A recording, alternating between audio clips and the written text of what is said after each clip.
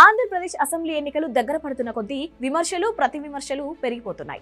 ఇక రాజకీయ వ్యూహకర్త ప్రశాంత్ కిషోర్ వచ్చి బాబును కలిసి వెళ్ళాక రకరకాల ఊహాగానాలు వినిపిస్తున్నాయి. చంద్రబాబును ఇండియా కూటమిలోకి తీసుకెళ్లడానికి పీకే వచ్చాడని వైసీపీ లీడర్లు చెబుతున్నారు.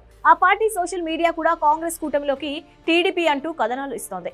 మరి బాబు ఇండియా కూటమిలోకి వెళ్తే టీడీపీతో పొత్తు పెట్టుకొని ఎన్డీఏతో ఫ్రెండ్షిప్ చేస్తున్న పవన్ కళ్యాణ్ పరిస్థితి ఏంటనే ప్రశ్నలు వినిపిస్తున్నాయి. ఈసారి ఎలాగైనా ఏపీలో పవర్లోకి రావాలని టీడీపీ అధినేత చంద్రబాబు పట్టుదలగా ఉన్నారు. అందుకే గతంలో తిట్టిపోసిన ప్రశాంత్ కిషోర్ మళ్లీ టీడీపీకి దిక్కయ్యాడు.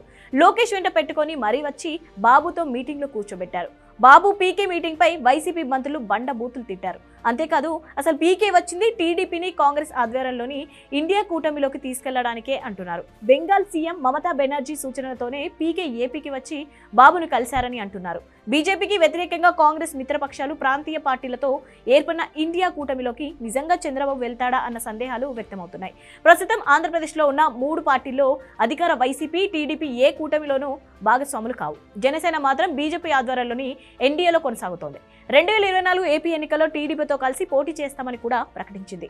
బీజేపీని సంప్రదించకుండానే పవన్ కళ్యాణ్ డెసిషన్ తీసుకున్నారు. కానీ ఇప్పుడు వైసీపీ లీడర్లు, మంత్రులు ఆరోపిస్తున్నట్లుగా టీడీపీ కాంగ్రెస్ కూటమిలోకి చేరిపోతే జనసేనాని పరిస్థితి ఏంటి? ఎన్డీఏ నుంచి బయటకు వస్తారా? అసలు నిజంగా బాబుకి పీకే సలహా ఇచ్చినా ఇండియా కూటమిలోకి వెళతారా?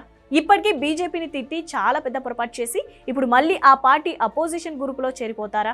వచ్చే ఎన్నికల్లో గెలిచి ఏపీలో ప్రభుత్వం ఏర్పాటు చేస్తే అప్పుడు కేంద్రంలో ఏ పార్టీ అధికారంలో ఉంటే ఆ పార్టీలో కలిసి పనిచేస్తారా అన్నది చూడాలి. ఈ పొత్తుల గందరగోళంలో ఏపీలో వచ్చే ఎన్నికల్లో బీజేపీ ఎవరితో కలిసి పోటీ చేస్తుంది అన్నది ప్రశ్నార్థకంగా మారింది.